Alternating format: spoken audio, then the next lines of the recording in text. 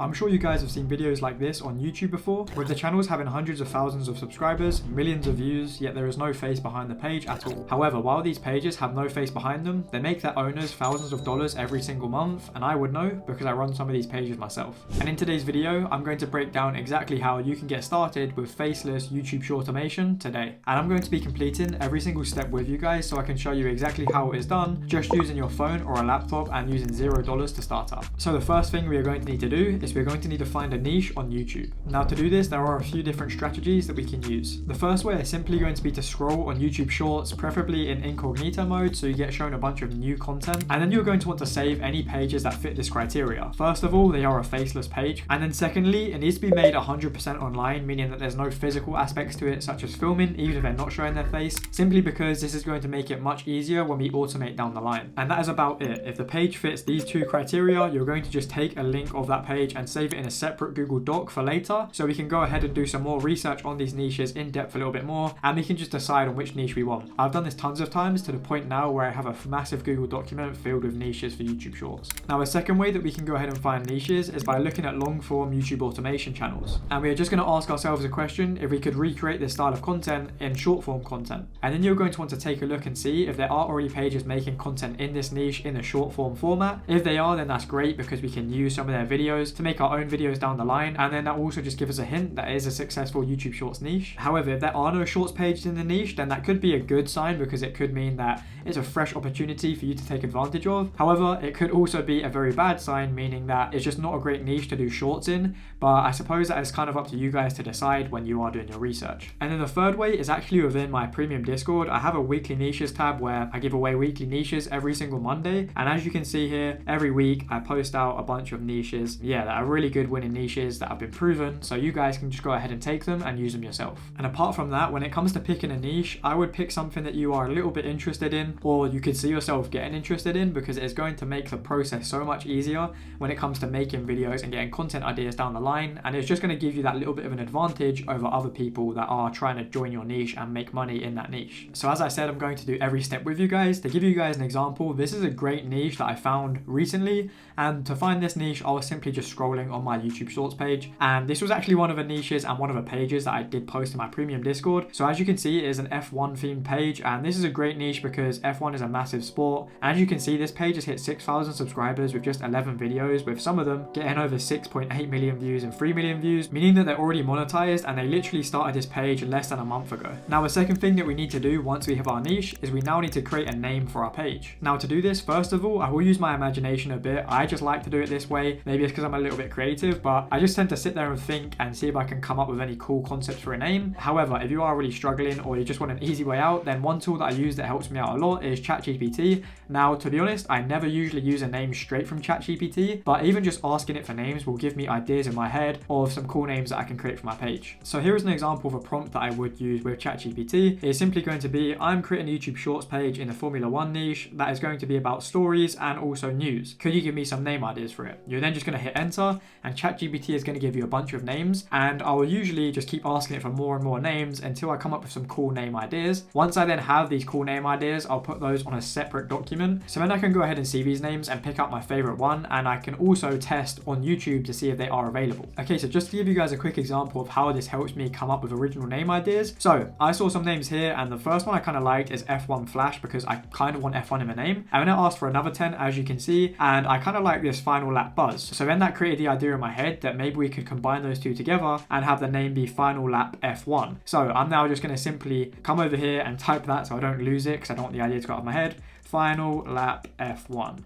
And I'm just going to leave it like that, and I'll come back and keep doing this until I get a few names. And then once I've done that step, I'm simply going to come over to any YouTube channel that I already have, and I'm just going to go ahead and click customization on the channel. I'm then going to come down to the name of the channel, and I'm then going to type in my name to see if it is available or not. So for example, we're just going to go ahead and check if Final Lap F1 is available. So Final Lap F1.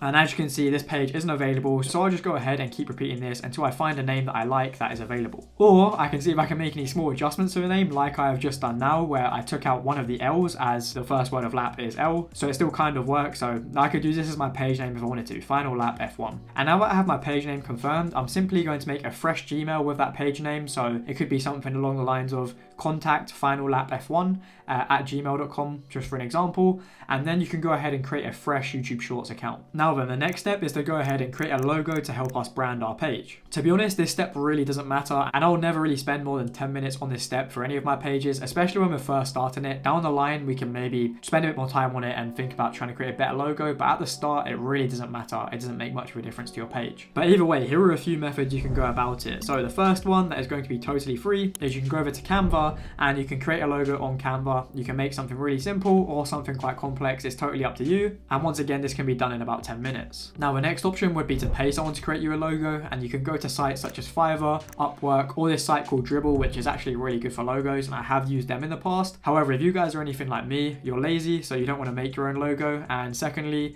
you don't want to pay someone to make a logo right off the bat. So the third method is going to be to simply find a logo off of Google. And I always get people saying to me, like, if you get one from Google, like, you can have problems down the line. Like, if that does happen, in reality, no one is really going to take legal action against you. You can simply just change out the logo, and I'm sure they're not going to have any problems. So to give you guys a few examples, for this page, I could search up F1 car logo. Maybe I just wanted a logo of a car that is like a Formula 1 car, and I could just take one of these cartoons if I like them. However, another thing that I do usually do with some of my pages is I will just search up a monogram for some of the words that are in the name. So for example, this page can be called Final Lap, so I would want a FL monogram logo.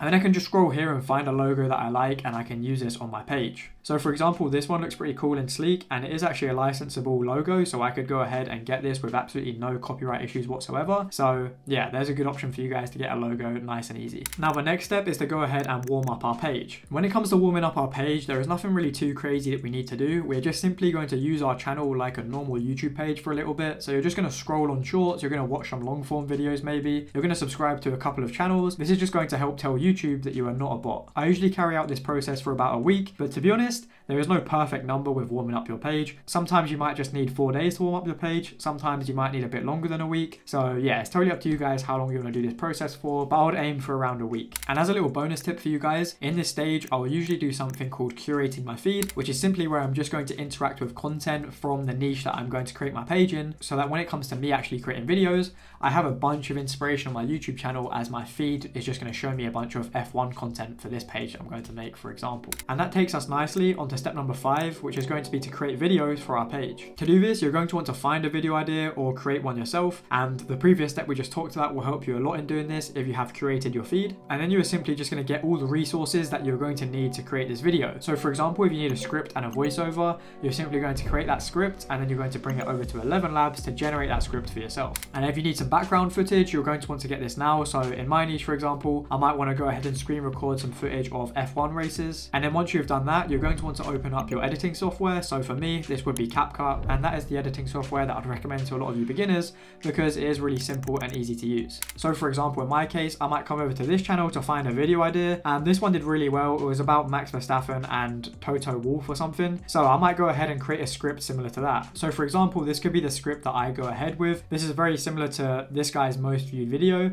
I'll just go ahead and hit generate, and then 11 Labs is going to generate me this script in whatever voice that I choose. And by the way, all the tools that I do use in this video will be linked in the description. And then once I have my voiceover in 11 Labs, I'm just going to cut up these big gaps, as obviously I don't want any gaps in the script. And then once you've done that, it should look something like this. And then I would simply just go ahead and get clips for the B-roll or the background footage of the video. And to do this, I'll usually just go on my phone and screen record stuff and then airdrop it to my laptop, as I usually edit on my laptop. But you can just download videos or get footage however you want it. But when doing this, try to make sure that you get the best quality footage that you possibly can. Now, I'm not going to do this step because, to be honest, I don't want to bore you guys with the whole editing process. I have a bunch of tutorials on my channel that you can check out if you want to learn how to edit on CapCut. But yeah, to tell you guys in words, the next steps would obviously be to get the B-roll, and then it would simply be to add on the auto captions, pick a font that you like, add a few transitions on the video, add some background music, and then to be honest, from there, that is pretty much it. You would simply just export your video and upload it to your YouTube Shorts page. And you can upload it from your phone or your laptop. It doesn't really make much of a difference. And then we're just going to continue to do this and post consistently every single day. And then once we've hit over 1,000 subscribers